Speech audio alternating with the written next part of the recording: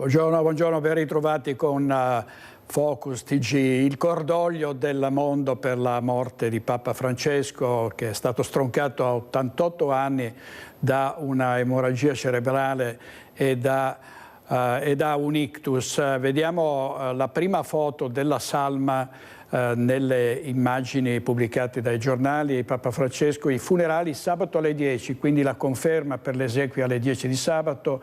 Ecco la foto della salma del pontefice, da domani sarà a San Pietro. Ovviamente rivedremo tutto quello che è successo in queste ultime ore in Veneto e ricordiamo che il Papa è stato l'anno scorso in Veneto per ben 2 volte, come abbiamo detto ieri replicando i nostri reportage di Venezia e di Verona nelle nostre dirette. Ma andiamo subito a Cabalbi da Filippo Fois perché c'è il presidente Luca Zaia. A te Filippo.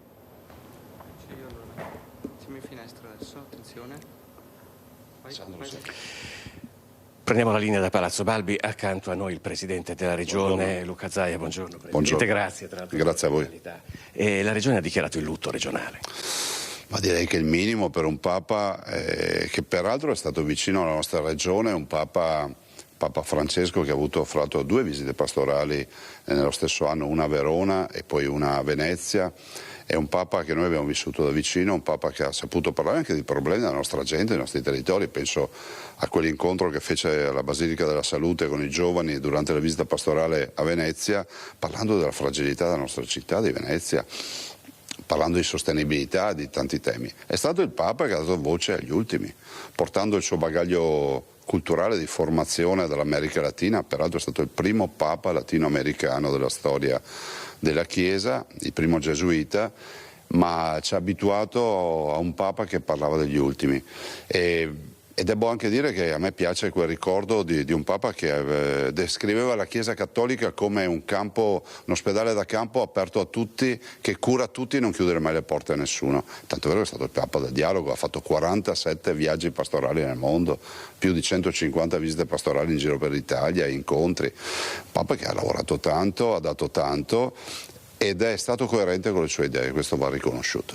Lei aveva avuto modo di parlarci poi in quelle 2 occasioni?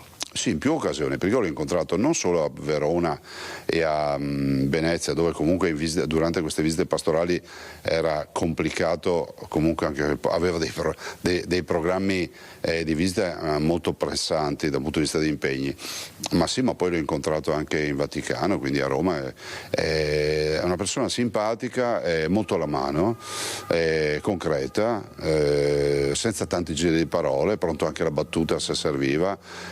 Uno di noi, potremmo dire, cioè non si dovrebbe dire che il Papa è uno di noi, però il Papa era sicuramente un Papa del popolo. Ha avuto modo anche di incontrare Ratzinger o Wojtyla, cioè ha notato differenze da questo punto di vista, e qual è anche dal punto di vista, se vogliamo dire, uso impropriamente il termine politico, quello che ha determinato questo Papa che viene definito di rottura?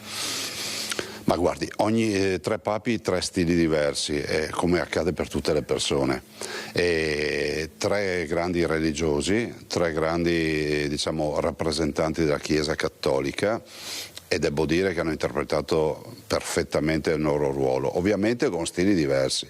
Wojtyla è stata la perestroica. È stato un Papa che ha pontificato, penso che oltre 20-25 anni, adesso io non ricordo più per quanti anni, e poi ricordo Wojtyla fu la perestroica, perché il Papa segna un periodo storico, fu il periodo della perestroica, fu il periodo di Solidarnosc, di Lech Walesa e della Polonia, ma fu anche il Papa dei giovani, fu il Papa delle grandi convention con i giovani, fu il Papa che ci abituò a vedere un Papa che andava a sciare, e questo fu una rivoluzione. Lui arrivava dopo Papa Luciani, che restò in vita come Papa 33 giorni, e Luciani era il successore di Paolo VI, una figura molto austera, molto vecchio stile.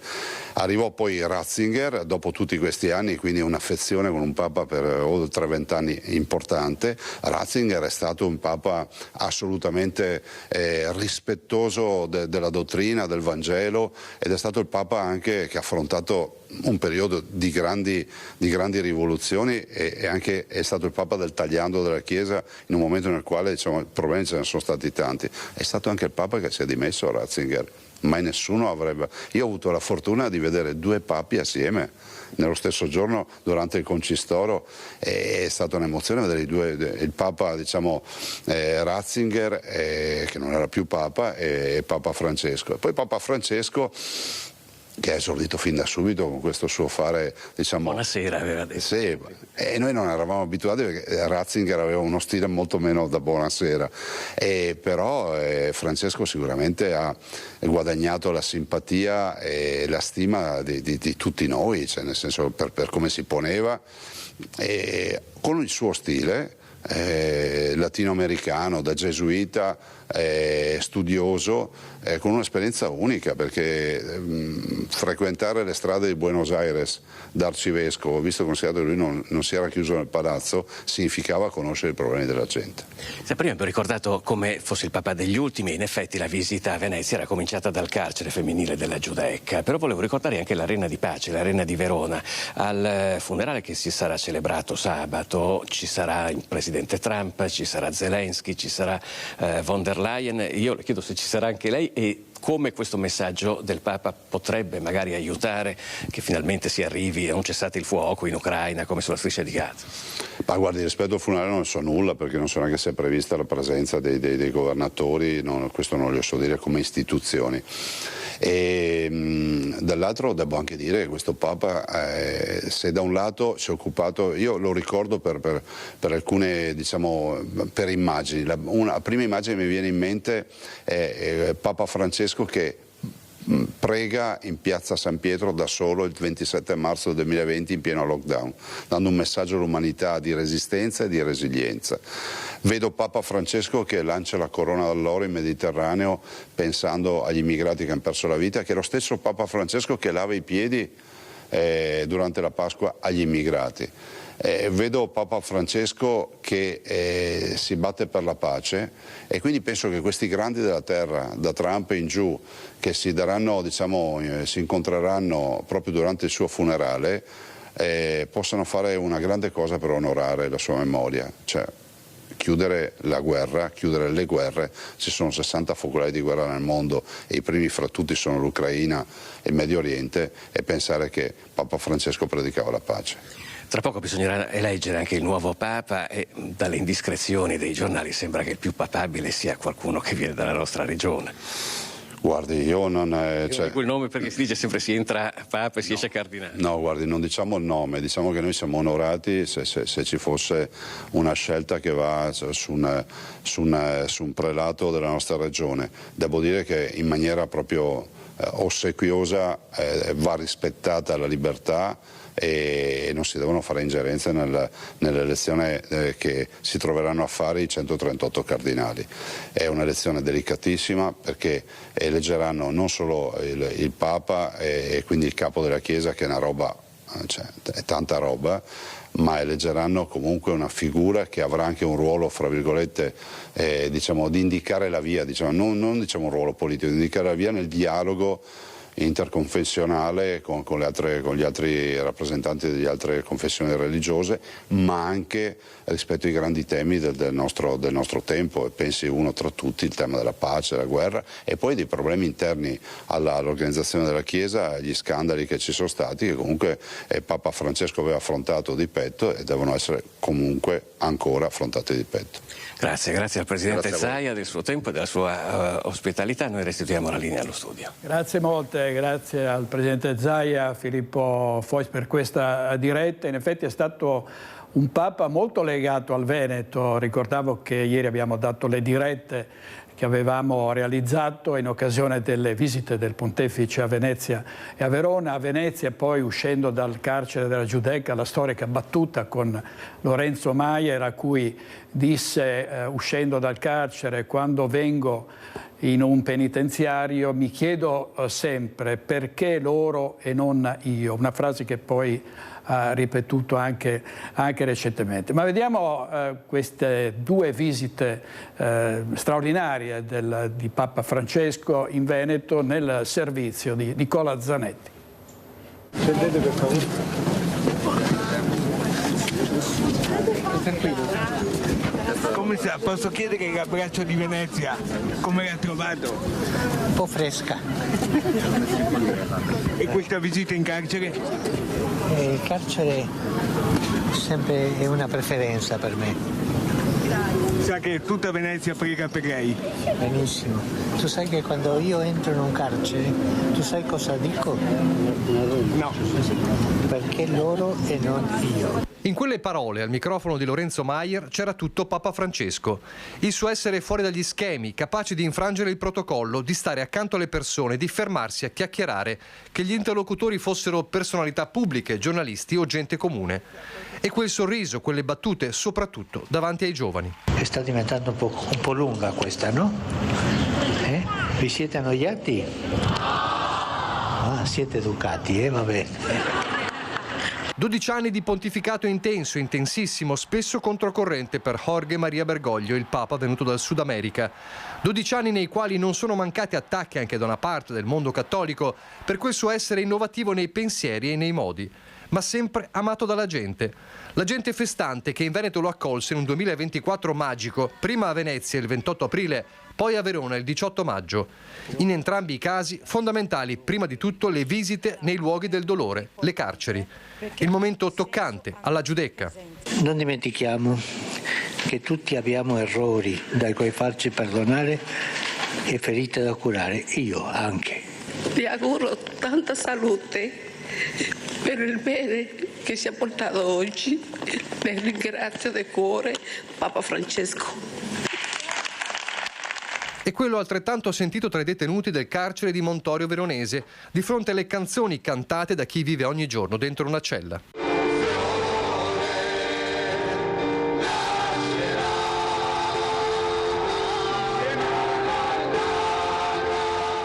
Poi loro, i bambini e i giovani, con i quali Francesco aveva il rapporto più bello.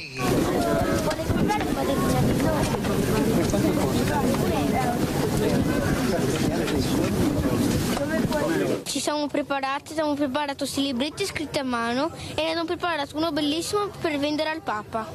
E cosa c'è scritto? Libretto dei vostri sogni. E qual è un sogno? Un sogno è un tuo desiderio. Ah, ok. Ha anche dato un soldino, è vero? Sì, però non ci ha dato proprio un soldino, le avevamo detto che costa €1, però lui ce ne ha dati 5. A Venezia il messaggio per i ragazzi: alzati e vai, tendere una mano per rialzare chi è caduto. È un appello chiaro. Lascia il cellulare e incontra le persone. Il cellulare è molto utile per comunicarsi, è utile, ma state attenti quando il cellulare ti impedisce di incontrare le persone. A Verona invece l'incontro con i bimbi a San Zeno. Sentite una cosa, non avere paura di andare controcorrente se voi volete fare una cosa buona. Avete capito? Sì. E dobbiamo avere paura di andare controcorrente? Ah, siete bravi, eh? Grazie cari, grazie. I grandi temi del mondo sempre nella sua agenda. Il pontefice che fece dell'ambiente il centro focale di un'enciclica, la Laudato Si. Il Papa più green della storia della Santa Sede lanciava il monito da Piazza San Marco. I cambiamenti climatici che hanno un impatto sulle acque della laguna e sul territorio, la fragilità delle costruzioni dei beni culturali, ma anche quella delle persone. A Verona invece, tra l'arena e la folla immensa del Bentegodi, il momento di ricordare che la pace è il bene più grande, come in quell'abbraccio ai due testimoni, un israeliano e un palestinese, colpiti dalla guerra che aveva loro tolto i propri cari.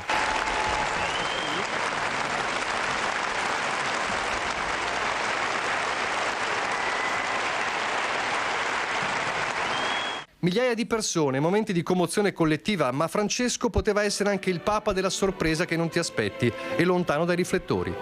Più di una telefonata, anche in Veneto, direttamente dalla Santa Sede, a protagonisti di storie che aveva appreso sui giornali o in televisione, come quella al cappellano dell'ospedale Covid di Schiavonia, Don Marco Galante. Un Papa di tutti e con tutti, come ricordavano i ragazzi di Venezia e di Verona, in quelle giornate impossibili da dimenticare.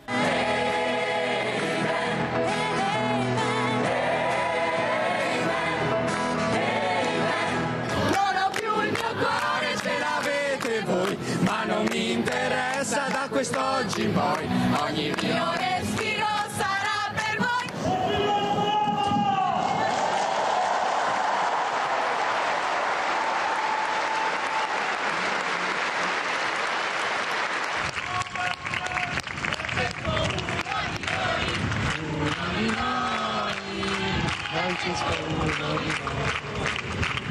Vi benedica Dio Onnipotente, Padre, il Figlio, lo Spirito Santo. Amen. E com'era la cosa?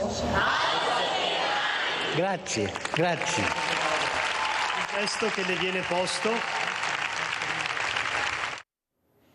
Un Papa sempre vicino ai giovani, ne ricorderemo sempre la modestia, la semplicità, l'umiltà. Stiamo rivedendo anche sui giornali, sulle televisioni, vecchie foto di quando era parroco in Argentina, su un tram, anche quando poi divenne, salì la scala gerarchica della Chiesa, aveva sempre ostentato una grande modestia, usciva da solo a Roma a comprarsi gli occhiali, insomma ce ne sono tanti di episodi che descrivono un uomo semplice, uno di noi, come diceva prima il presidente Zaia. Sabato i funerali, la conferma, e tra i concelebranti ci sarà anche il patriarca di Venezia, Monsignor Francesco Moraglia. Sentiamo in questo brano il suo dolore. Sentiamo. Purtroppo una notizia che ci ha sorpreso, anche se era prevedibile, vedendo le sofferenze del Santo Padre in queste ultime settimane. La Chiesa vive un momento che ricorda quanto sia importante la figura del pastore supremo, del Santo Padre.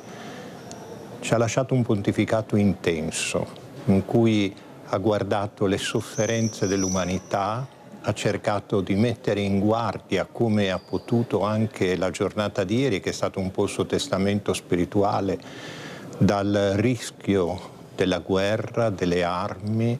Ha cercato di stare fino all'ultimo, come è stata una caratteristica dei suoi 12 anni di pontificato, in mezzo alla gente. È passato un'ultima volta in mezzo alla gente, l'ultima volta che ha potuto benedire questa folla in un messaggio che è unico durante l'anno, perché riguarda la diocesi di cui è vescovo, Roma, ma riguarda il mondo intero. Ecco, ricordiamo la sua immagine che passa tra la gente, è una figura ormai molto provata di una persona che era e voleva essere in mezzo alle persone che stavano in piazza, ma che in gran parte dalla sofferenza dello sguardo, degli occhi soprattutto, diceva che lui ormai apparteneva a un altro mondo.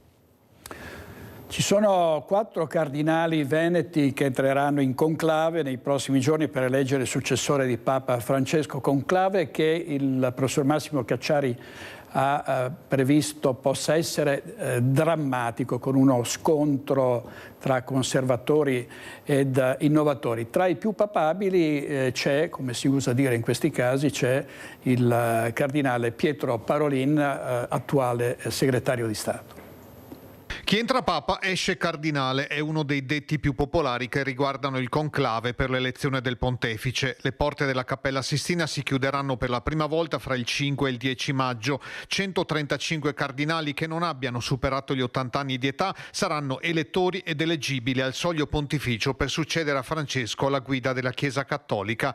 La rappresentanza veneta è di 4 persone, 2 sono veronesi. Il cardinale Claudio Gugerotti, 70 anni, oggi prefetto del Dicastero per le Chiese orientali, ha esperienze diplomatiche in Georgia, Armenia, Azerbaigian, Bielorussia e Ucraina. È stato anche docente alle università di Venezia e Padova. È di origini scaligere anche Monsignor Mario Zenari, 79 anni, che ha svolto servizio in Africa e presso organismi internazionali prima di essere nominato nunzio apostolico in Siria. Dalla provincia e diocesi di Vicenza, esattamente da Bassano del Grappa e dall'Ordine degli Scalabriniani, arriva uno dei più giovani e di recente nomina, padre Fabio Baggio, classe 1900 1965, che è attualmente sottosegretario del Dicastero per il Servizio dello Sviluppo Umano Integrale. Ha conosciuto Papa Francesco durante il suo servizio pastorale in Cile, quando Bergoglio era ancora arcivescovo di Buenos Aires. Dal 2022 il Santo Padre gli ha affidato la responsabilità della sezione migranti e rifugiati e dei progetti speciali. Il cardinale Pietro Parolin, segretario di Stato, arriva invece da Schiavon, da una famiglia semplice e profondamente cattolica. Il padre gestiva un negozio di ferramenta e vendeva macchine agricole. La madre era maestra elementare. A 14 anni è entrato nel seminario di Vicenza. Dopo gli studi alla Pontificia Università Gregoriana, nell'86 è entrato nel servizio diplomatico della Santa Sede. Si è adoperato in particolare nel lavoro diplomatico in Africa, in particolare dopo la guerra civile del Ruanda, e in Sud America, ristabilendo la collaborazione della Chiesa col governo del Venezuela. Il 31 agosto 2013 Papa Francesco lo ha nominato suo segretario di Stato, fissando l'inizio effettivo del servizio al 15 ottobre. In quei giorni però Parolin era ricoverato a Padova per un intervento chirurgico. Ha preso servizio solo nel novembre successivo, diventando per tutto il pontificato di Francesco il suo primo collaboratore. Il suo nome è tra i papabili e in caso di elezione seguirebbe le orme di Giuseppe Sarto, Papa Pio X, arrivato anche lui dalla campagna. Servizio di Mirko Cavallin. Chissà che Papa Francesco lassù non abbia dei moti di imbarazzo, provi un po' di disagio rispetto a questo fiume di parole, anche un po' di retorica, il Papa degli ultimi, il Papa vicino alla gente. Il Papa probabilmente, direbbe Francesco, fa il Papa e quindi non potrebbe che essere molto vicino ai poveri, agli emarginati, a coloro che soffrono. E forse lui è stato più vicino di altri, ecco, questo senz'altro. È stato anche molto più televisivo dello stesso Karol Wojtyła, che aveva fatto anche l'attore, si diceva aveva anche delle doti teatrali che lo avevano aiutato. Mai come in queste circostanze un pontefice era apparso così spesso a contatto proprio con programmi nazionali come quello di Fabio Fazio. Ecco, è stato uno scoop straordinario del conduttore della 9. E quindi su questo credo che il pontefice proverebbe sul fatto che sia stato più vicino di altri ai poveri, ai disagiati, ai malati. Non potrebbe che confermarlo, perché questa in fondo è la missione di chiunque creda nei valori del cristianesimo. Però vedete il titolo che abbiamo messo per questo breve commento è il Papa inascoltato. Avete sentito sabato ai funerali ci saranno i grandi della terra, no? I grandi della terra, vedremo quali, per esempio Putin ha confermato che non ci sarà. E forse è meglio, sarebbe bene che non ci siano i grandi della terra, soprattutto quelli che hanno scatenato delle guerre, che ci hanno portati in una situazione in cui siamo sull'orlo di una guerra mondiale nucleare che speriamo si possa, attraverso la mediazione tante volte auspicata dal Papa, evitare. Vi ricordate quante volte il Papa è comparso in piazza San Pietro durante l'Angelo, si è detto bisogna che si arrivi alla pace, no? Alla pace con due C. Quante volte avrà ripetuto questa parola? E oggi tutti lo piangono, i grandi della terra mandano messaggi di cordoglio, ma dov'erano quando il Papa chiedeva che si arrivasse almeno ad un negoziato, ad una trattativa, a delle tregue che per fortuna ci sono state?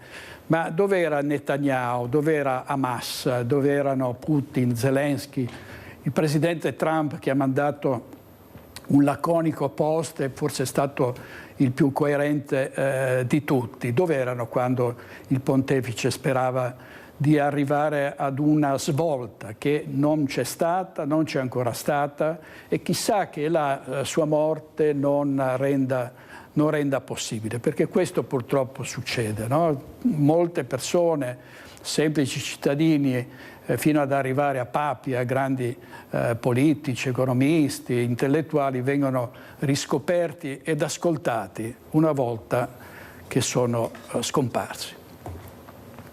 Tanto dolore che abbiamo così raccolto nelle città del Veneto, il dolore dei fedeli, di chi proprio stimava tantissimo il successore di Pietro, e rispetto a quanto dicevo prima, ricordiamo anche Papa Wojtyła non era certo distante dal suo gregge, forse lo era meno presente di Francesco, e certamente più freddo, più algido, più dogmatico era Papa Benedetto XVI, ma tutti hanno fatto il loro mestiere. Vediamo allora il dolore dei fedeli a Treviso.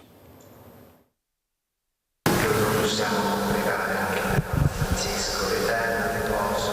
Dona a lui, o Signore, serenità e luce del Re, riposi in pace.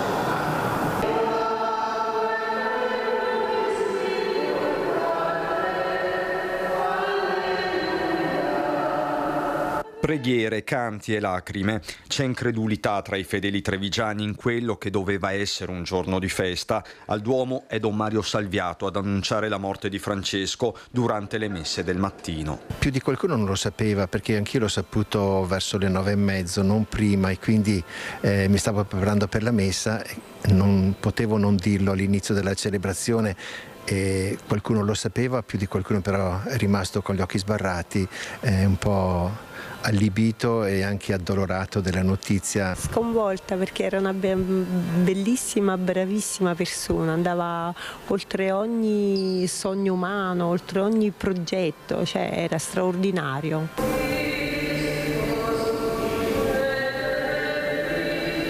Era un Papa che ha dato molto alla Chiesa, ha dato dei forti cambiamenti, e speriamo che nel prossimo Papa ci sia sempre un'evoluzione migliore nella Chiesa. Mi dispiace, è un giorno triste. Quando muore il Papa è sempre un dispiacere. Questo è stato saggio e bravo. Ho acceso la candela per Papa Francesco dicendo l'eterno riposo e che il Signore raccolga nel suo regno. Una morte che arriva dopo la Santa Pasqua, una via crucis, quella di Francesco, mai nascosta, segni che vanno letti. La risurrezione ora è per lui coinvolto in questa Pasqua del Signore. Sono date che restano sempre segno di provvidenza, come è stata per San Papa Giovanni Paolo II, la Domenica della Misericordia, la domenica che lui aveva voluto e desiderato per la Chiesa, è stata la data della sua morte. Ora per Papa Francesco il lunedì dell'Angelo, il giorno proprio del lunedì dell'Angelo, anche per lui la chiamata al cielo. E vanno lette secondo me, secondo uno sguardo anche di provvidenza, non soltanto delle date così come fossero nulla. Credo che il Signore sta effettivamente mandandoci anche dei segni da leggere in questo modo. E mentre le campane suonano a lutto, il dolore è forte, fuori e dentro la chiesa. Abbiamo appena sentito le campane, ci dispiace enormemente per la mancanza del nostro grande Papa, proprio nell'anno del Giubileo. Siamo affranti da dolore, ci dispiace. È una notizia che ci ha ucciso, è una grandissima perdita per tutto e per tutto quello che stava facendo per le guerre che ci sono in giro per il mondo. Siamo affranti, siamo distrutti.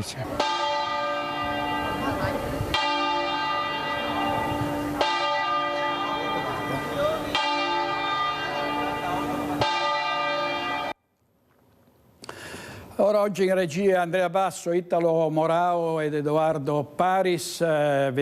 Sentiamo anche il commento del vescovo di Treviso, Monsignor Michele Tomasi. La notizia ci ha colti davvero di sorpresa. All'inizio davvero non volevo neanche crederci.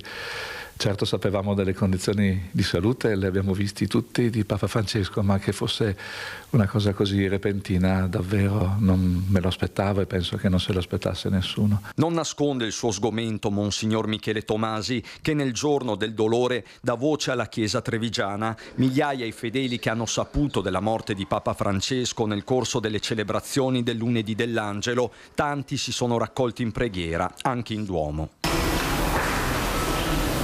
Tutte le chiese della diocesi hanno suonato le campane a lutto, a Treviso i rintocchi poco prima del mezzogiorno.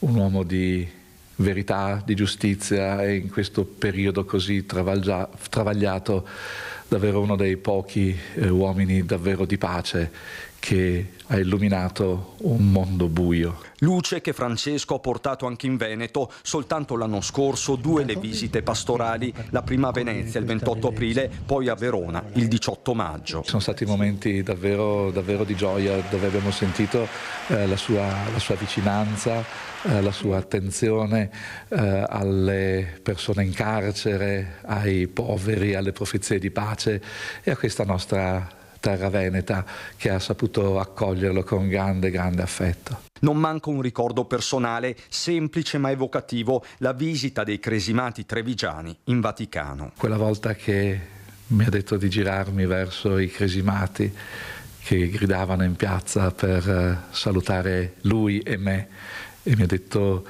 a me un po' imbarazzato, chiamavano il mio nome, e lui ha detto girati e salutali che ti vogliono bene. Lui aveva questo grande istinto di coprire e di scoprire il bene nelle persone. Parole ma soprattutto azioni che adesso per Monsignor Tomasi devono diventare insegnamenti. Papa Francesco ci ha insegnato fino alla fine con la sua dedizione, con la sua fragilità e con la sua dedizione, l'abbiamo visto ancora in Piazza San Pietro proprio ieri, ci ha insegnato a sperare contro ogni speranza e a credere che in Gesù Cristo risorto la vita è più forte della morte. Ecco, questo messaggio della Pasqua risuoni ancora più credibile, ancora più vivo in questo momento di tristezza. Tra poco ci collegheremo con Padova perché ci sono i pellegrini che stanno affollando la Basilica del Santo. Andremo in diretta da Chiara Gaiani. Nel frattempo sentiamo però il messaggio del Vescovo di Padova, Monsignor Claudio Cipolla. La comunicazione della morte di Papa Francesco e la sua situazione di salute lasciava presagire che i tempi a sua disposizione non erano così lunghi, e siamo comunque stati colti da sorpresa e anche molto colpiti. Si è creato subito attorno a me, attorno a tutti noi, un momento di silenzio, di turbamento, di sconvolgimento, perché comunque la figura di Papa Francesco era diventata una figura familiare, direi paterna, nei confronti di tutti, e di tutti all'interno della Chiesa, ma anche direi di tutti all'esterno della Chiesa, anche nel mondo intero. La sua figura è stata di grande carisma, grande capacità di schierarsi a favore dei poveri, a favore delle persone deboli, di quelli che hanno sbagliato. E contemporaneamente Papa Francesco è riuscito anche a coinvolgere tanti altri dentro questi suoi sentimenti. La sua morte è una morte che riguarda certamente la persona di Papa Francesco, ma riguarda anche il venir meno di un ministero che è segno di comunione all'interno della Chiesa, di unità di tutte le Chiese.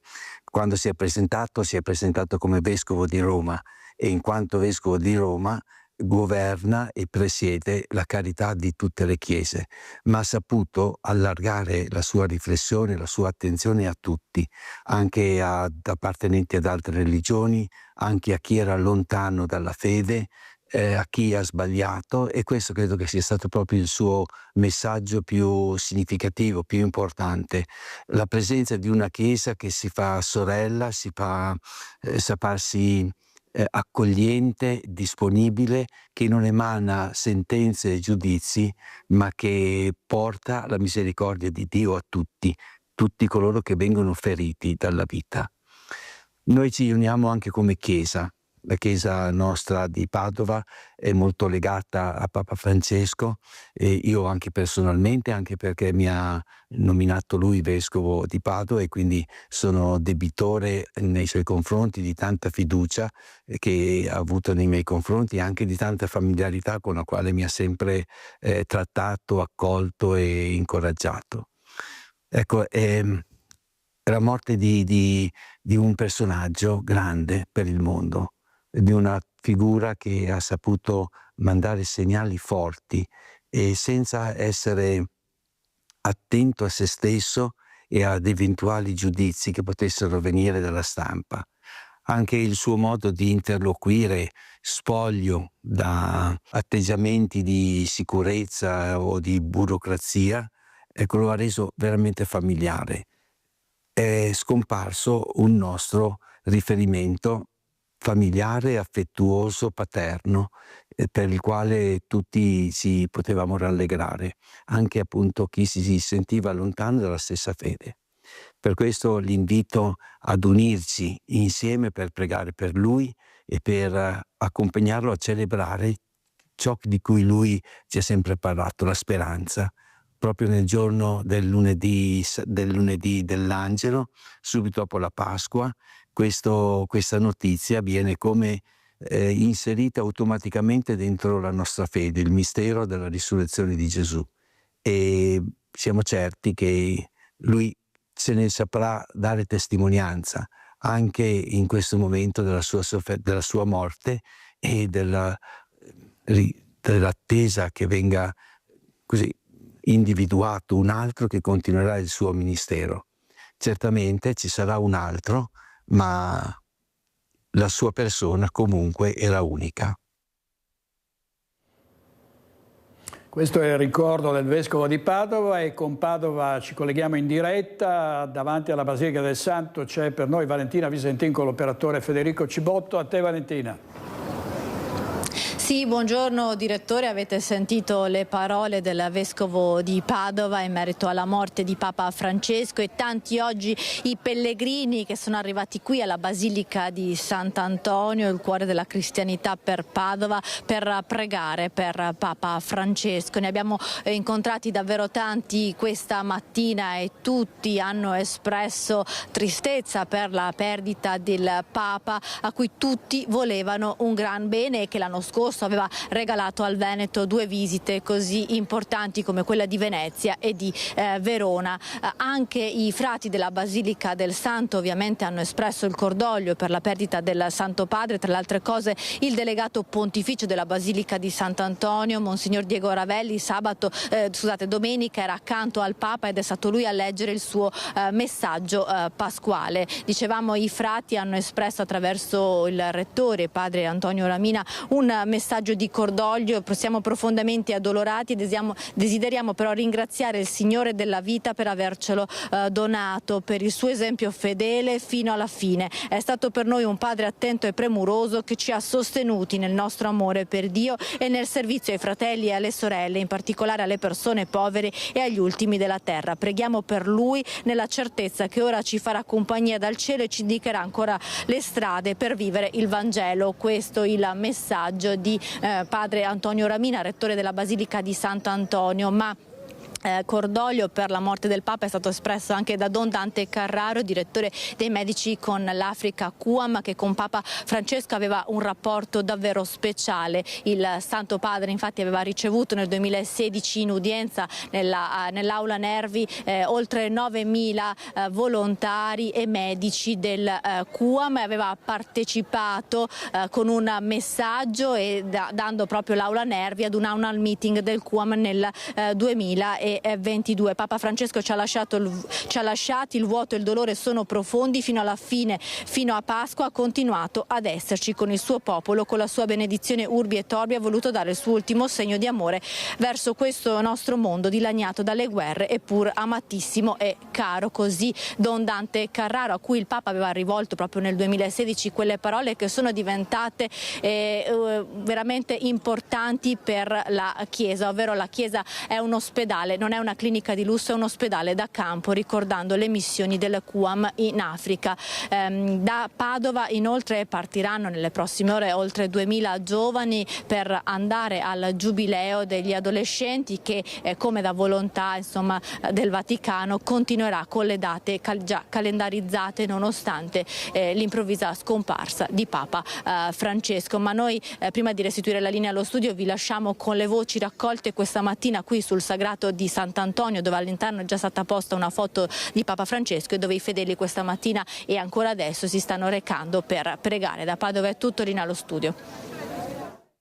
Gesù non l'abbiamo conosciuto, ma è una persona che ce lo ricorda e quindi secondo me non tutti i papi forse sono stati così umani, così dal buonasera, no? Così vicini alla gente comune, no? E quindi secondo me abbiamo bisogno di persone semplici come i bambini che arrivano a toccare i cuori delle persone meno semplici, ecco, che siamo poi noi alla fine. Mi era tanto simpatico questo Papa, che effettivamente a me è molto dispiaciuto, un Papa molto vicino alla gente, per cui effettivamente mi è tanto dispiaciuto.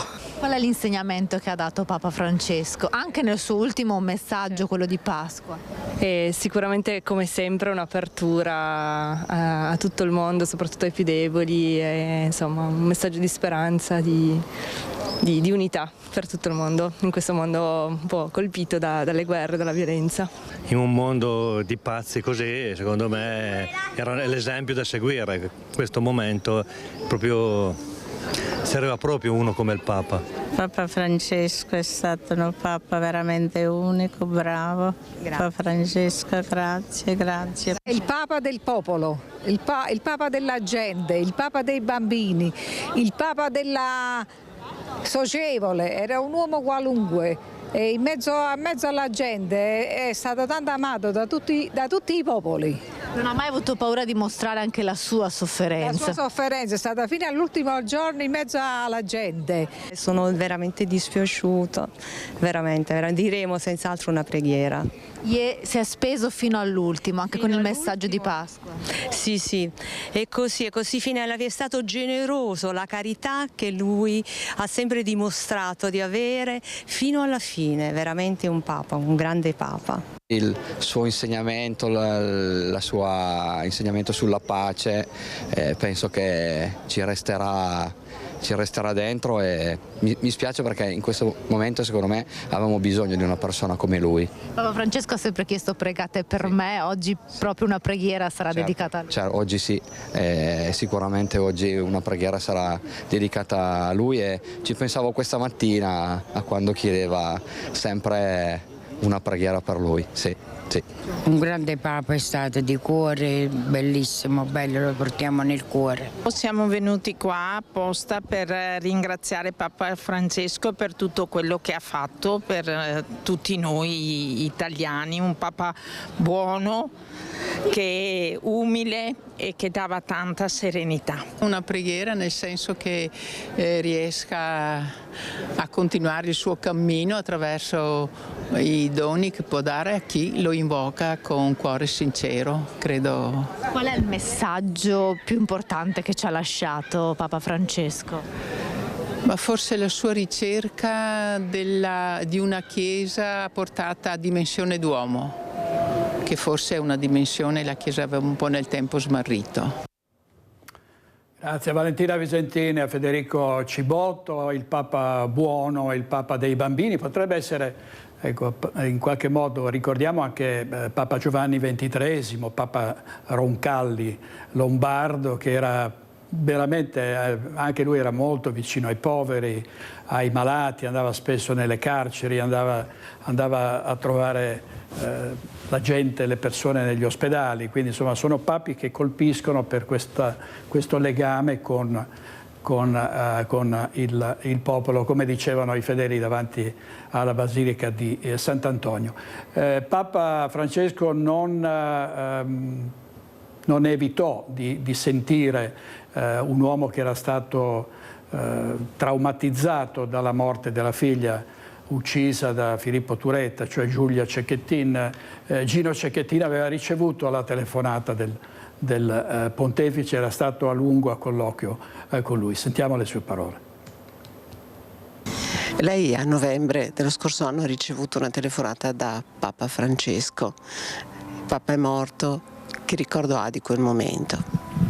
Ci ho pensato proprio ieri quando Davide mi ha dato la notizia della morte del Papa, e sono stati pochi secondi ma molto intensi, è come aver ricevuto l'abbraccio da tutta la comunità che lui rappresentava, e in un qualche senso ho anche percepito un grido di aiuto, della serie aiutatemi ad aiutarvi, ecco, questo.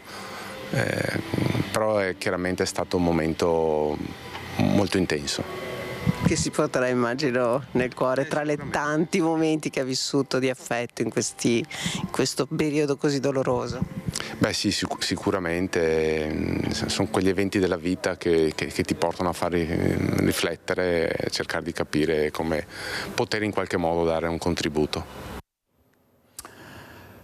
Passiamo alla cronaca, poi torneremo ancora sulla morte del Papa. Ricordiamo le esequie sabato con una immensa partecipazione di fedeli in piazza San Pietro, quindi misure di sicurezza senza precedenti. Allora andiamo a Valdagno, dove, come ricorderete, c'è stata una bomba d'acqua sull'Alto Vicentino. A Valdagno una tragedia perché è crollata una parte di un'arteria al Ponte Nori e erano morti due volontari, tra l'altro padre e figlio. Andiamo in diretta da Luisa Bertini. Sì, buongiorno direttore, buongiorno ai nostri telespettatori. Come vedete alle mie spalle, nel luogo della tragedia sono comparsi dei fiori proprio in segno di lutto, perché è lutto in questi giorni a Valdagno per la tragedia in cui hanno perso la vita Leone Nardon di 64 anni e il figlio Francesco, che sono stati letteralmente inghiottiti mentre passavano su questo ponte con la loro auto da questa voragine che si è aperta sotto di loro al loro passaggio. Al momento la procura sta procedendo per omicidio plurimo colposo, è stato aperto il fascicolo, al momento senza indagati, proprio per indagini sulle motivazioni del crollo del ponte, anche se ovviamente la piena eccezionale, così come il maltempo eccezionale, sarà immagino al vaglio tra le cause, e sono state anche acquisiti i filmati delle telecamere di videosorveglianza che riprenderebbero, abbiamo poco fa sentito anche il sindaco, riprenderebbero proprio il momento in cui si apre la voragine e passa l'auto. Abbiamo, come ti anticipavo, sentito poco fa il sindaco che ci ha anticipato che qui a Valdagno nel giorno dei funerali sarà indetto il lutto cittadino. Intanto è tutta la comunità a stringersi alla famiglia e a continuare ad essere sotto shock. Tra poco andremo tra l'altro anche in alcune vie, in alcune case che sono rimaste allagate o comunque travolte da quelle che sono stati gli scivolamenti del fango che hanno travolto le abitazioni, per vedere anche le attività di ripristino, perché qui lentamente si sta tornando alla normalità. Per il momento, direttore, è tutto da Valdagno, ci riserviamo di richiedere la linea nell'eventualità. Grazie molte a Luisa Bertini e a Simone Squarcina per la parte tecnica. Adesso andiamo sempre in diretta a Treviso da Marta Maragon e per la parte tecnica da Tommaso Migot, perché sono iniziati i lavori in centro storico della nuova rete fognaria. A te Marta. Sì. Eccoci in diretta da Treviso, buongiorno direttore, buongiorno ai telespettatori che ci stanno seguendo da casa. Siamo in Viale Luzzati, in centro città, nella parte terminale di questa importante arteria di collegamento, quella che si immette nel PUT. Qui questa mattina sono cominciati i lavori di realizzazione dell'ultimo tratto di allacciamento alla rete fognaria ed acquedottistica, un intervento importante ed atteso che rientra all'interno di quel ampio piano di realizzazione della rete fognaria cittadina che è stato avviato dall'amministrazione comunale. Qui con me il sindaco di Treviso, Mario Conte. Sindaco, è un intervento importante questo, che coinvolge una strada importante trafficata, interessata dai cantieri, assieme qui vicino ad un'altra strada più in centro, via San Liberato, generale nell'area della vecchia provincia, per intenderci. Queste strade quindi rimarranno chiuse fino al completamento dei lavori che, tempo permettendo, Sindaco, dovrebbero essere abbastanza rapidi. Sì, è un intervento relativamente breve, nel senso che durerà 3-4 giorni, compatibilmente appunto con le condizioni meteorologiche. Questo è un intervento di collegamento tra il quadrante di Viale Luzzati, dove la rete fognaria è già stata realizzata negli anni precedenti, e il centro storico, quindi l'attraversamento del PUT è già stato fatto, manca questo tratto di circa 20 metri che va a completare però una rete di fognature e acquedotto che arriva supera i 40 chilometri fatti da quando sono sindaco, quindi siamo arrivati a toccare il 60% di cittadini allacciati alla rete fognaria. L'obiettivo è l'80% entro fine mandato, quindi tanti lavori, un po' di pazienza che chiedo ai nostri cittadini e la capacità di vedere oltre i disagi, perché certamente quando si scava si crea rumore, polvere, deviazioni. È altrettanto vero che avremo una città meno inquinata, più servita e anche un po' più civile, nel senso che nel 2025 parlare di una città con la rete fognaria credo che sia sicuramente doveroso. Ricordo che stiamo realizzando le fognature e l'acquedotto nuovo anche in centro storico, quindi davvero una grande novità nei numeri degli investimenti e anche negli obiettivi di mandato che ci siamo posti. Ecco, peraltro questa era una delle grandi pecche della città di Treviso, insomma una città capoluogo di provincia, una città moderna con fino a poco tempo fa solo il 20% degli abitanti collegati alla rete fognaria, e anche la rete idrica, insomma, con una dispersione non da poco, e di questi tempi lo sappiamo, insomma, quanto sia importante anche evitare lo spreco dell'acqua. Assolutamente sì, è una questione di civiltà, è una questione ambientale e anche di eredità, cioè cosa vogliamo lasciare a chi verrà dopo di noi.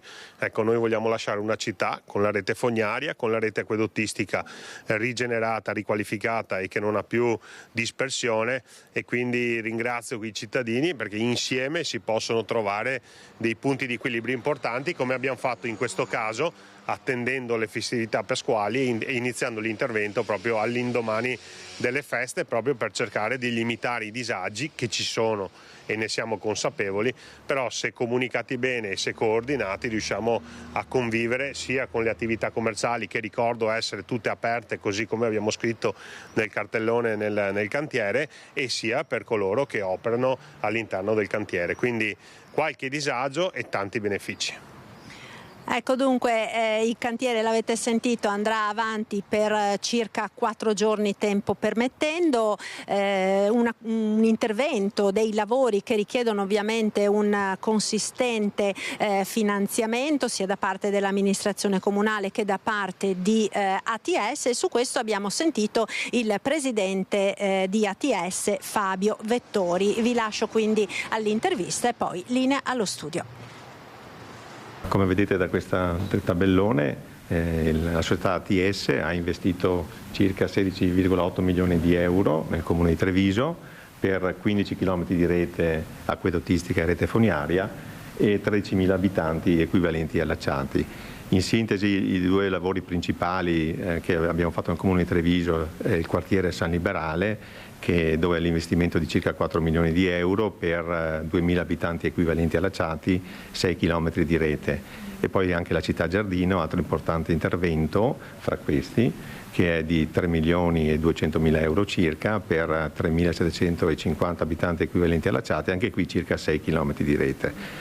Io approfitto per ringraziare naturalmente l'amministrazione comunale di Treviso, il sindaco, gli assessori e tutti i consiglieri per la collaborazione fattiva, perché lavori di questo tipo naturalmente vanno fatti in sinergia col comune. Ringrazio anche tutto lo staff di ATS, a partire dal direttore Pierpaolo Florian, ai dirigenti e agli stessi operai che lavorano in strada, e ringrazio anche i cittadini perché in questo periodo hanno inevitabilmente dovuto sopportare qualche disagio che lavori di questo tipo purtroppo si creano.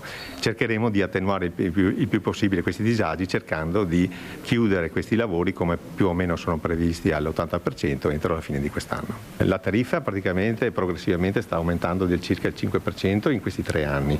Oggi siamo intorno ai 2,85 euro a metro cubo, arriveremo a circa sotto i 3 euro a metro cubo, però teniamo conto che tutti questi piccoli aumenti servono per fare investimenti, e se li raffrontiamo peraltro una tariffa del nord Europa che sono più del doppio, diciamo che insomma la nostra tariffa è ancora molto accettabile.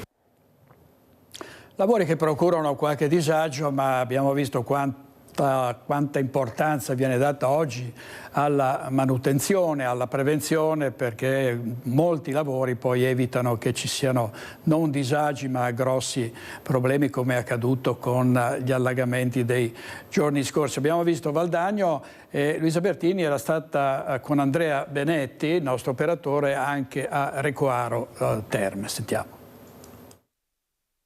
Siamo a Recoaro Terme in via Asilo in compagnia del sindaco Armando Cunegato perché venerdì tante sono state le frane, devastato il territorio e Recoaro Terme è stata tra le cittadine più colpite da questa ondata di maltempo. Alle mie spalle, come vedete, una delle frane, l'asilo a poca distanza. Sindaco, oggi si fa un po' la conta dei danni e il monitoraggio. Quante le frane più o meno e qual è stato il bilancio di questa ondata di maltempo? Beh, allora sì, oggi in effetti ho l'assessore e un tecnico del municipio che sono usciti ancora questa mattina presto per fare un po' il controllo di tutti i vari cedimenti che abbiamo avuti. Quantificare adesso avremo una specifica più nel pomeriggio, certo che saranno sull'ordine dei 40-45 smottamenti che abbiamo avuto. Adesso noi dobbiamo cercare di capire e valutare quale può essere la somma urgenza, le priorità su cui dovremo lavorare. È chiaro che per noi la somma urgenza significa trovare una disponibilità sul bilancio, ed è questa una cosa molto difficile, perché in effetti già l'anno scorso noi con gli eventi dell'anno scorso, del 23 e del 24, abbiamo dovuto affrontare la cosa con i problemi con un mutuo e anche con una parte dell'avanzo, o tutto l'avanzo scusi. E adesso quest'anno vedremo, poi alla fine il ristoro che è stato dato dallo Stato è minimo, abbiamo preso sui 100.000 euro sull'ordine di 4 milioni di danni. Ma questo fa parte del passato, però fa parte anche di una situazione che stiamo vivendo noi come amministratori, e non so, come dicevo proprio venerdì scorso, non so come dovremmo fare e come faremo. Perché qui o si comincia a ragionare su quella che è gli interventi da parte anche dei servizi forestali, dal genio civile, o comunque su una forma di programmazione preventiva, o altrimenti questi fatti purtroppo a noi ci stanno capitando tutti gli anni, che poi ne parlano più di un territorio piuttosto dell'altro. Qui a Recoaro è così tutti gli anni. Ricordiamo anche che l'anno scorso per voi qui sul territorio era stato un po' un record di frane, adesso con la nuova ondata di maltempo ancora si continua a parlare di frane. Voi avete dovuto chiudere tra l'altro diverse strade, state operando per il ripristino, adesso la situazione delle strade qual è?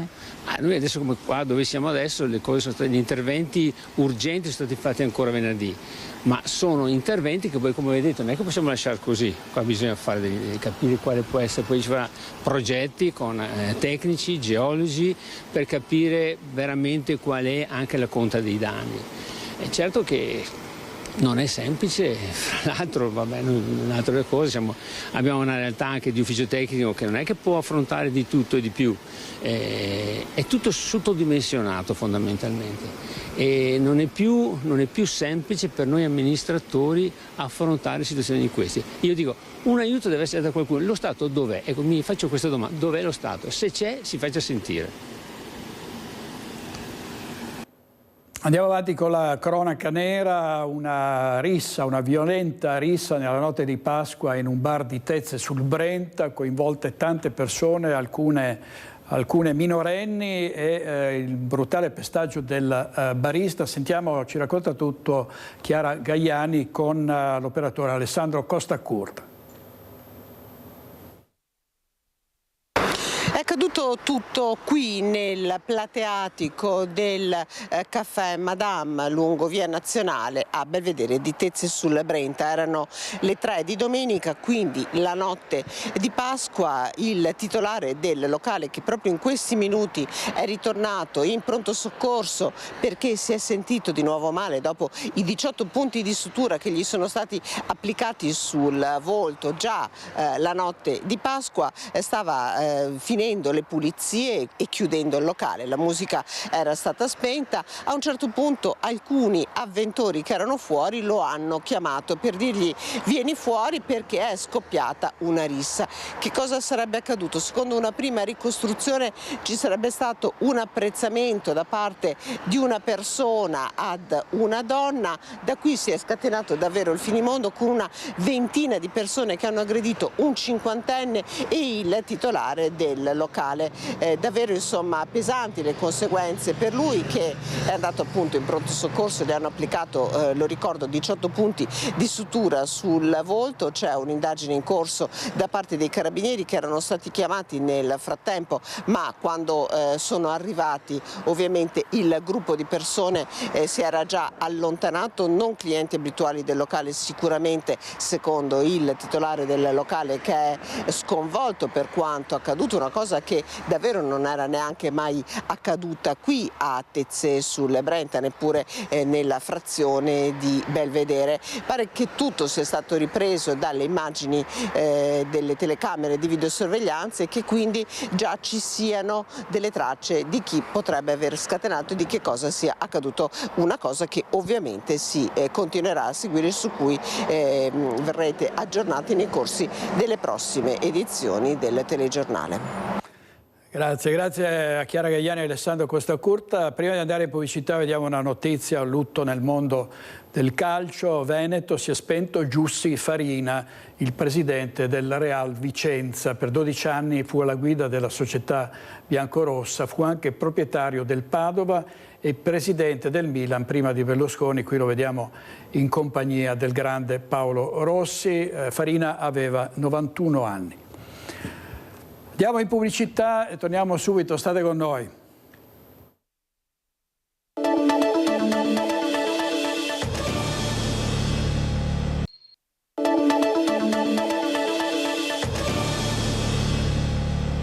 Torniamo alla morte di Papa Francesco per ricordare una grande amicizia, la grande amicizia tra il pontefice e il nostro grande amico Sammy Basso. Questo è un legame profondo che viene ricordato così dalla madre di Sammy.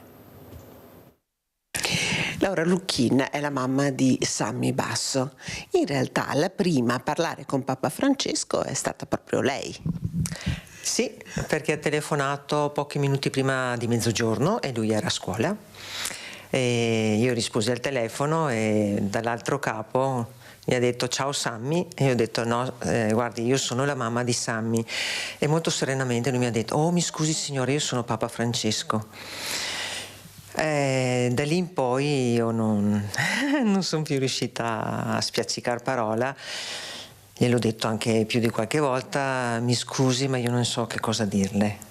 E lui molto serenamente mi ha detto che aveva piacere di parlare con Sammy, che aveva ricevuto una sua lettera e voleva un po' così condividere con lui qualche parola. E io gli ho detto: guardi, è a scuola? Allora lui mi fa: ma quando è che lo potrei trovare? Io ci penso un attimo e dico: verso le 2. E lui mi fa: io alle 2 però sono in riunione. E gli faccio: ma guardi, quando ha finito, quando vuole. E allora poco prima delle 6 ha richiamato e là ha risposto Sammy, perché da quel momento il telefono era solo suo. Che ricordo ha di quella telefonata così inaspettata, anche così sorprendente?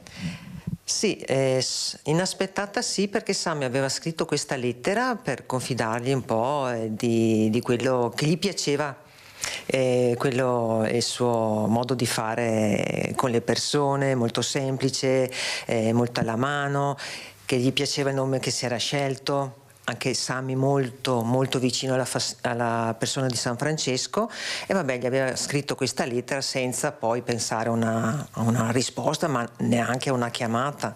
Però come si fa nelle lettere, si mette sempre l'indirizzo, telefono, così. E dunque quella telefonata è stata veramente inaspettata, però per Sammy è stata veramente una grande gioia. Io non so effettivamente cosa si sono detti in quella telefonata. Mi ha detto qualcosina, quello che si sa, insomma, che è sempre stato detto, però alla fine poi di preciso quello che si sono detto fra loro io non lo so. Io so che Sammy gli ha parlato della sua malattia, ma perché il Santo Padre gli aveva chiesto veramente: Sammy, come stai? E quella volta lui ha sentito proprio un come stai vero, che voleva capire come stava Sammy. Gli ha spiegato e tutto, e poi alla fine il Santo Padre, come fa con tutti, gli ha chiesto: Sammy, prega per me. E Sammy gli fa: sì, però tu prega per me, dato che hai il filo diretto. E così si sono salutati. Quando è uscito, perché la telefonata l'ha fatta in camera sua, è uscito ed aveva quella luce bella negli occhi, quel sorriso sereno, di una telefonata fatta con un amico che faceva piacere parlare. Ecco, io ho letto da qualche parte che per Sammy è stata un'esperienza quasi mistica, un momento in cui forse davvero si sono parlate due persone che hanno avuto un contatto diretto con l'essenza vera della fede, due persone che in quel momento erano fratelli. Sì, il Santo Padre metteva proprio a suo agio le persone con cui si interfacciava, ma proprio ecco, Sammy non si è sentito a disagio a parlare con lui, anche se effettivamente io sì. Perché veramente in quel momento non sapevo cosa dirgli. Invece dopo, poi in quella telefonata, si sono proprio parlati alla pari, da due persone veramente di grande fede, perché Sammy è sempre stato un ragazzo con una fede veramente profonda, e dunque per lui parlare con Papa Francesco è stata veramente un'esperienza unica, che gli ha dato tantissimo. Poi loro si sono anche incontrati di persona. Eh sì, è stato il 20 marzo del 2023, il giorno dopo che assieme ai Sammy Runners hanno partecipato alla Maratona di Roma. Hanno avuto questo incontro privato molto, sono stati meno di 10 minuti, però bellissimo, e lì si sono parlati da persona di grande fede, tutti e due, e persona di scienza, che era Sammy. Da persone di fede l'immagine insieme.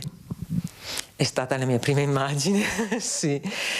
Sì, li vedo e spero tanto che siano là, che passeggiano, che parlano tantissimo di tante cose, perché lui parlava di tante cose e ha parlato di tante cose anche con il Santo Padre. Dunque penso proprio che adesso abbiano proprio il tempo e l'opportunità di reciproca, di dare tanto, di dirsi tanto.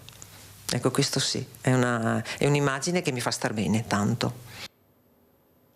Grazie molto alla signora Laura, intervistata da Chiara Gaiani. Sammy Basso è stato anche un esempio proprio per tanti altri giovani, perché ha sempre ostentato la sua calma, la sua voglia di vivere, la sua serenità, il rispetto degli altri, no? Tutti i valori che proprio Sammy rappresentava magnificamente, e lo diciamo in un momento in cui tanti giovani sono protagonisti di episodi di violenza, spesso gratuita, su cui si interrogano un po' tutti, ci interroghiamo anche noi, anche cercando di capire cosa possa scatenare questa violenza giovanile attraverso le parole cerchiamo di capirlo attraverso le parole degli esperti. Sentiamo.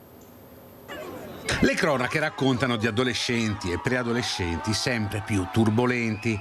Poco più di una settimana fa la violenta lite in Piazza dei Signori a Padova, che ha coinvolto anche la polizia locale, con protagoniste delle giovanissime poi denunciate da parte dei carabinieri. A livello sociale effettivamente c'è un riscontro maggiore, si osservano maggiormente dei fenomeni di violenza giovanile che da un lato ci sono sempre stati, sono sempre avvenuti. In questa fase storica si notano, se ne parla e direi se ne parla fortunatamente di più, perché è un tema che va attenzionato. Noi abbiamo bisogno di mettere insieme a gioco di squadra tutte le reti educative che vanno dalle famiglie sicuramente al sistema scolastico, e ricordo che purtroppo il sistema scolastico italiano è l'unico sistema scolastico che non ha figure di psicologia scolastica, di supporto scolastico, che potrebbero riconoscere, prevenire e intervenire precocemente sui segni di disagio prima che aumentino, si cristallizzino e portino poi magari a comportamenti disfunzionali o complessi. Fondamentale non lasciare soli i genitori.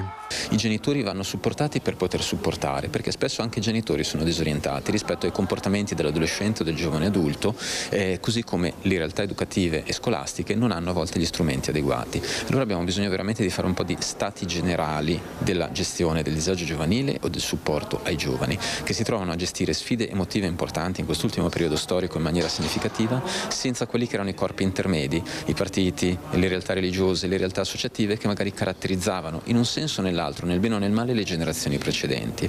Perdere questi corpi intermedi, questi parametri a cui ancorare la propria identità in positivo o in contrapposizione, va a creare una frammentazione dell'identità in una fase pericolosa e complessa come quella dell'adolescenza e dei giovani adulti, in cui non avere identità da costruire per contrasto o per similitudine diventa ancora più faticoso. Un ruolo decisivo nella formazione dei giovani sono i nuovi strumenti di comunicazione come i social network. Noi viviamo ormai in quella che qualcuno definisce una realtà on-life, una via di mezzo tra l'online e l'offline, in cui non c'è più una separazione netta tra queste due dimensioni e dobbiamo imparare a navigare questa identità ibrida tra le varie realtà più appunto pubbliche dei social o della realtà quotidiana. La dimensione del rappresentarsi in un certo modo o del vedere gli altri rappresentati in un certo modo e confrontarsi con queste immagini un po' idealizzate, un po' forzate, un po' estremizzate che vengono veicolate dai social diventa un ulteriore problema nella costruzione dell'identità individuale e nel suo consolidamento. E proprio in seguito a questi episodi di violenza, il questore di Padova aveva rafforzato i controlli in vista della Pasqua e della Pasquetta a Padova come in altre città. Vediamo un bilancio a Padova. 300 persone, 30 veicoli controllati nei giorni di Pasqua e Pasquetta nell'ambito del dispositivo di controlli intensificati previsti dalla Prefettura e dalla Questura di Padova per le festività pasquali. Le volanti della polizia hanno rintracciato un 30enne algerino ed un 53enne romeno che sono stati arrestati in esecuzione di provvedimenti dell'autorità giudiziaria. L'algerino, rintracciato in un bar di via Palestra, era ricercato perché doveva scontare una pena per rapina e per furti commessi all'aeroporto di Malpensa nel 2024. Il 53enne romeno invece è stato fermato in via dei Colli il giorno di Pasqua in auto con un connazionale. Durante il controllo è emerso che doveva scontare una pena per reati contro il patrimonio commessi nel 2018. I controlli della polizia si sono svolti soprattutto in zona stazione. 33 le persone con precedenti penali identificate. Delle 313 controllate, 117 erano straniere e 11 sono risultate minorenni. 2 cittadini tunisini e un cittadino nigeriano risultati irregolari sono stati accompagnati dagli agenti della Questura nei centri per il rimpatrio di Gradisca di Sonzo e di Torino. E purtroppo sembra che tanti giovani vadano a procurarsi più oggi rispetto ad altri periodi, non soltanto droga ma anche psicofarmaci. Si tratta di giovani, anche di minorenni. Si stanno registrando questi acquisti anche nella Marca e quindi Feder Farmacie Unite lancia un allarme. Negli ultimi giorni nel nostro territorio trevigiano si sono avvicendate una serie di episodi effettivamente preoccupanti.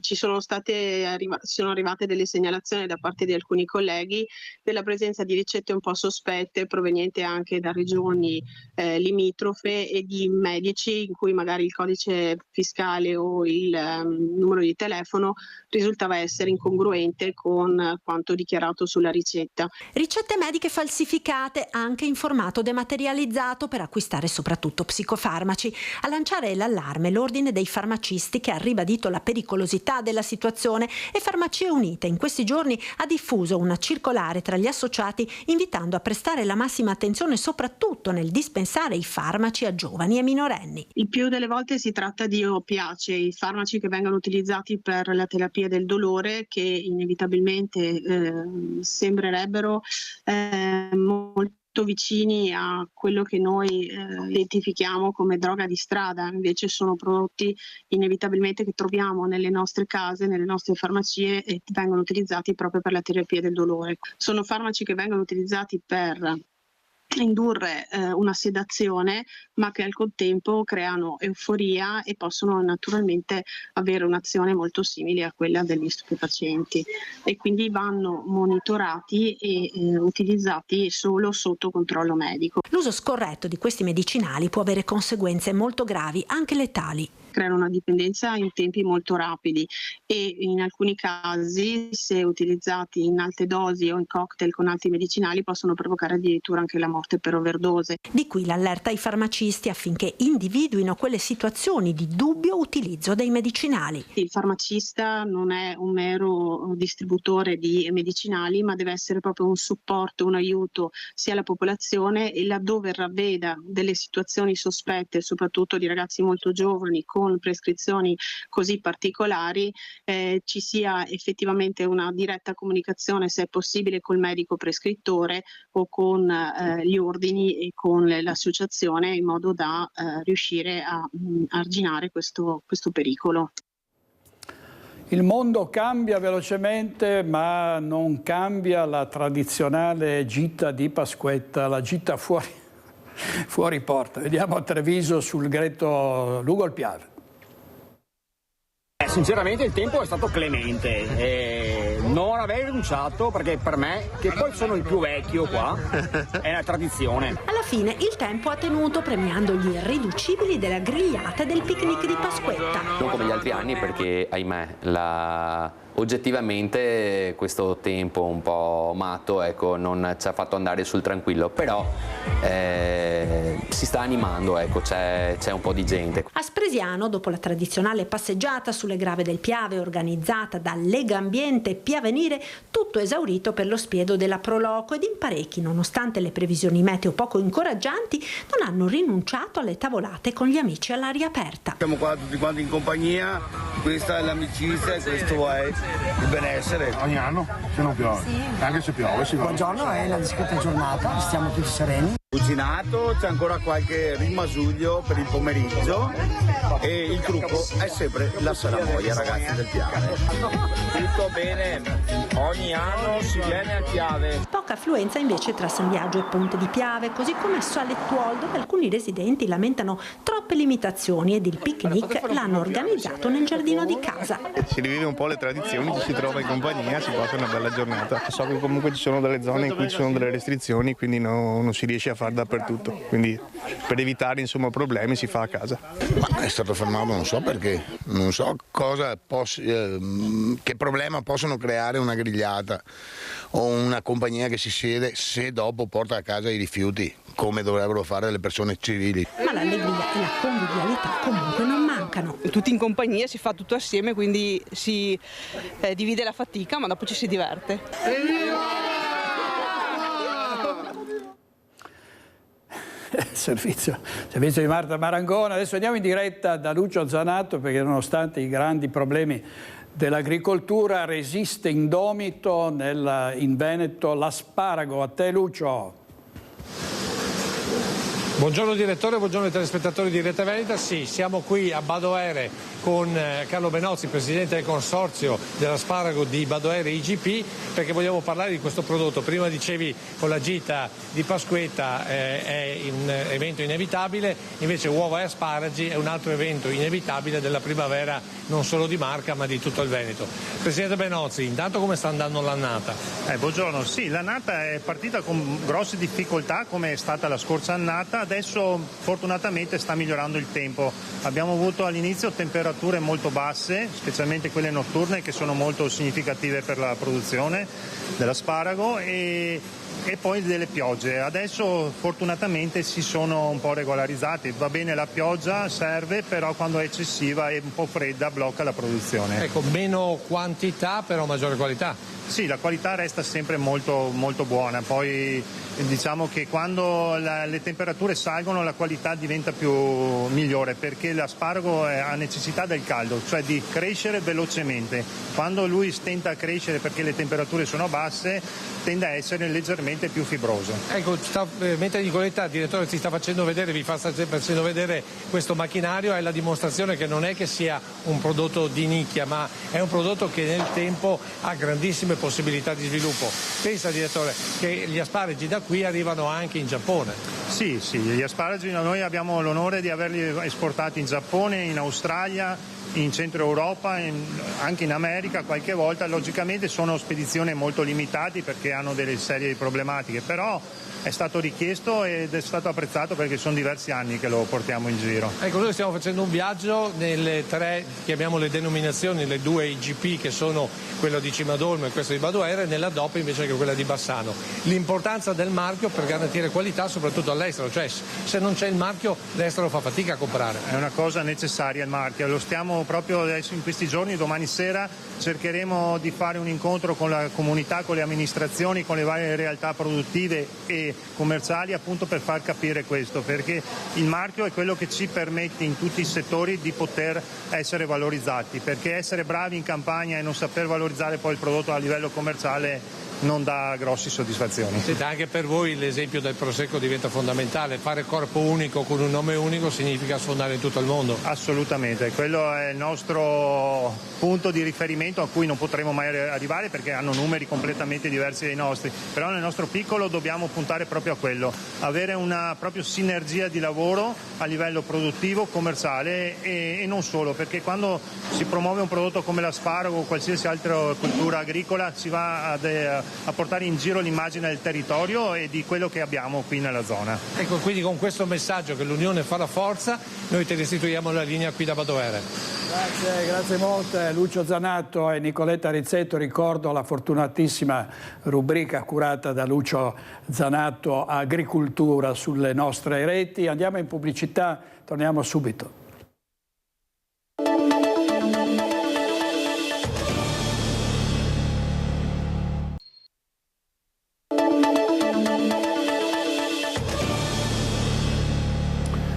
Dopo il caso delle larve nella pasta che ha suscitato anche le proteste dei genitori, riaprirà il prossimo 23 aprile, cioè domani la mensa scolastica di Roncade.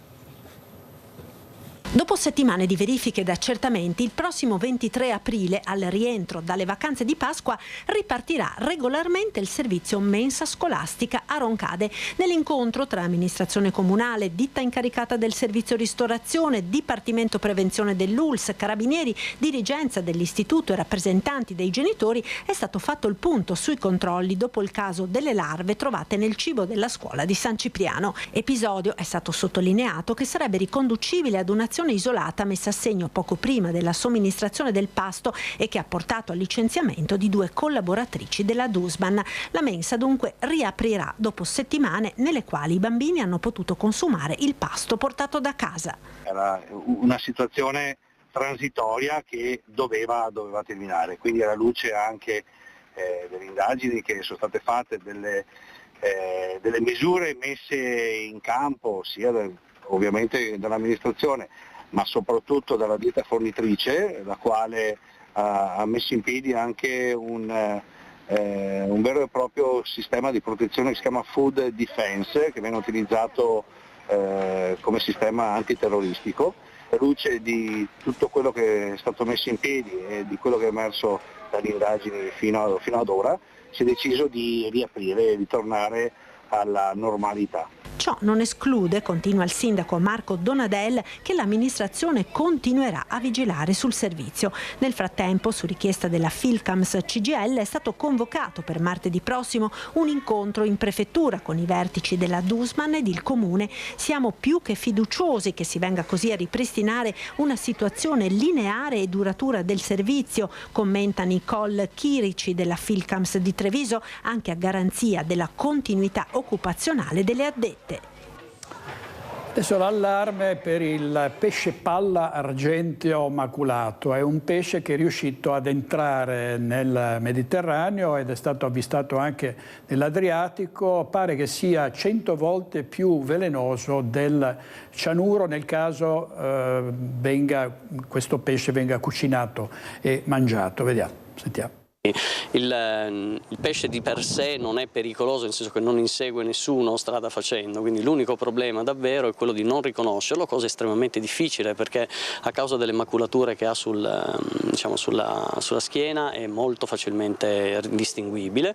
Direi quindi che la sua pericolosità è determinata da una incapacità magari di riconoscerla da parte di chi lo ha incautamente pescato e poi nella volontà di volerlo necessariamente cucinare. E questo reale pericolo potenziale del pesce palla argenteo, mangiarselo, fatto peraltro tutt'altro che scontato vista la rarità degli esemplari, la probabilità di prenderli all'amo e infine la testardaggine nell'eventualmente cuocerlo e mangiarlo senza nemmeno la curiosità di capire prima di cosa si tratti. Getta acqua sul fuoco sui titoli sensazionalistici relativi al nuovo pericolo arrivato nel nord Adriatico. Saul Ciriaco, biologo dell'area marina protetta di Miramare, dopo l'ultimo avvistamento del pesce avvenuto nella baia di Medolino in Istria nei pressi di Capo Promontore. Molto più interessante invece capire come sia arrivato sin qui. Appunto si tratta di un pesce palla, quindi un pesce che è in grado in parte di incamerare l'aria e gonfiarsi, e tra l'altro è uno dei motivi per i quali a volte lo troviamo spiaggiato, cioè non riesce più a eliminare l'aria che ha ingurgitato e quindi rimane